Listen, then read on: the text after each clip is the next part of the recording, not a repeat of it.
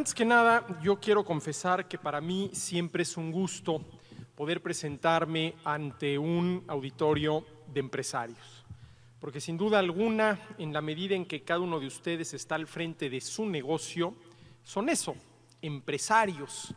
Uno al escuchar la palabra empresarios probablemente piense en los empresarios grandotes, que no necesariamente grandes, aquí habría que distinguir, pero sin duda alguna que toda persona que por cuenta y riesgo propio pone un negocio, está frente de él, se las ingenia para sacarlo adelante, para servir mejor al consumidor y todo lo que supone el mundo de la empresa es eso, un empresario, y en ese sentido cada uno de ustedes lo es.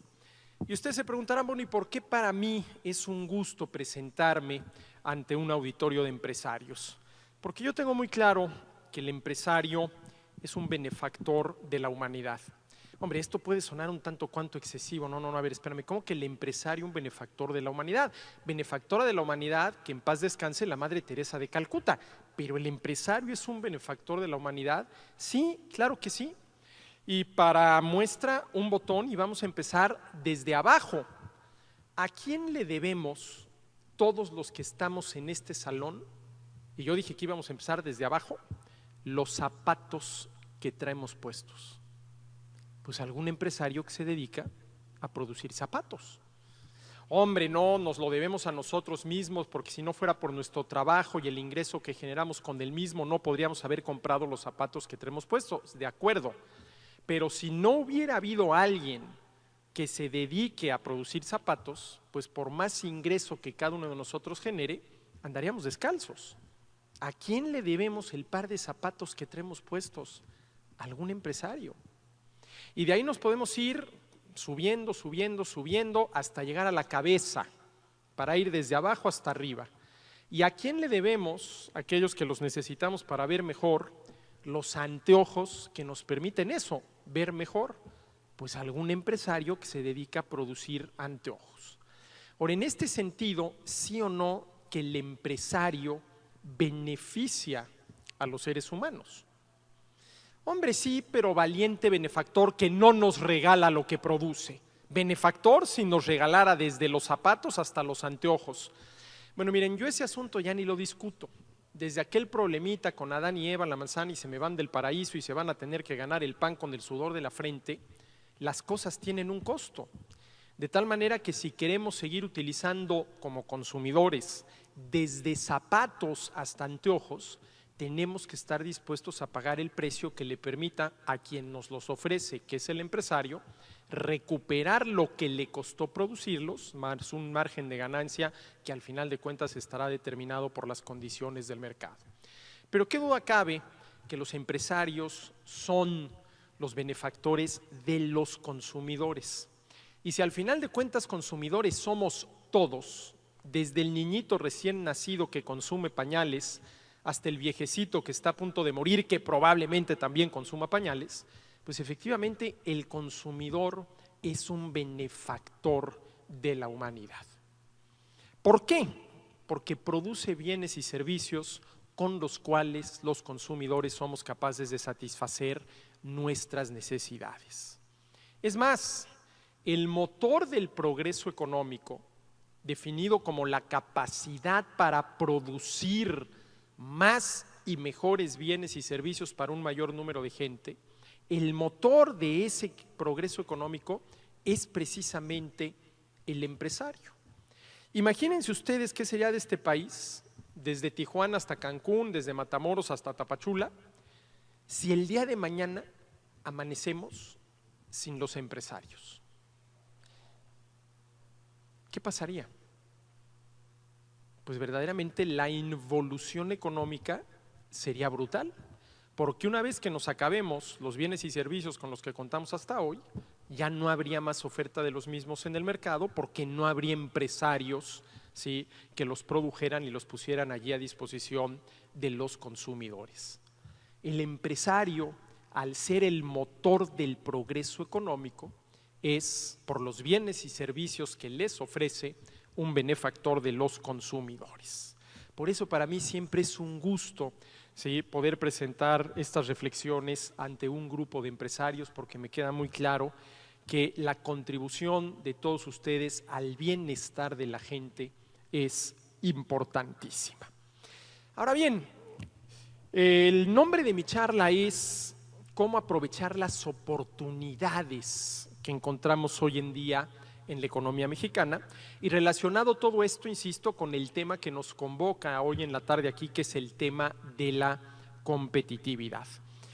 Miren, sin duda alguna que parte del entorno económico en el cual se mueve una empresa, puede ser micro, pequeña, mediana, grande, grandototota, tiene que ver con la competitividad.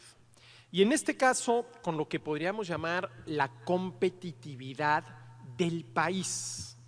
Definida la competitividad del país como la capacidad, y subrayo la palabra capacidad, de una nación para atraer, retener y multiplicar inversiones. A ver, atraer, que los capitalistas, que son los dueños del capital, decidan invertir en México.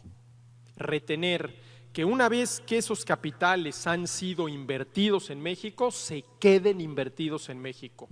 Multiplicar, que las utilidades generadas por esos capitales invertidos en México se reinviertan en México. ¿Sí? Es así como se define la competitividad de un país, como la capacidad de esa nación para atraer, retener y multiplicar inversiones. ¿Y de qué depende la competitividad de un país? Depende de una cantidad de elementos tan variados que van, por ejemplo, desde la infraestructura de comunicaciones y transportes, tan pero tan importante hoy en día, hasta, por ejemplo, las reglas del juego en materia de impuestos. ¿Qué tan fácil o qué tan difícil es calcular y pagar los impuestos en un país? Todo eso forma parte de la competitividad del país, sin olvidar algo muy importante, ¿sí? Vamos a decirlo así, la cuestión cultural, que es precisamente de lo que estaba hablando Carlos, cuando esta persona que llega una tarde al café por no querer llegar a su casa, empieza a leer un libro, ¿sí? Y de pronto ese libro lo inspira, y de andar buscando trabajo, decide crear su trabajo y crear trabajo para los demás. Y eso tiene que ver con la cultura, con lo que podríamos llamar el espíritu emprendedor de la gente. Es así como se define la competitividad de un país. Ahora bien, desafortunadamente, en materia de competitividad, las cosas en México dejan mucho que desear.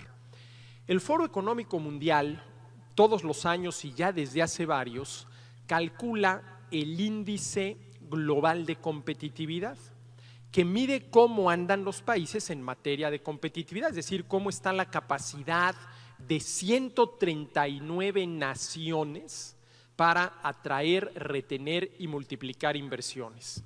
Y este índice de competitividad global está armado a partir de 111 variables distintas.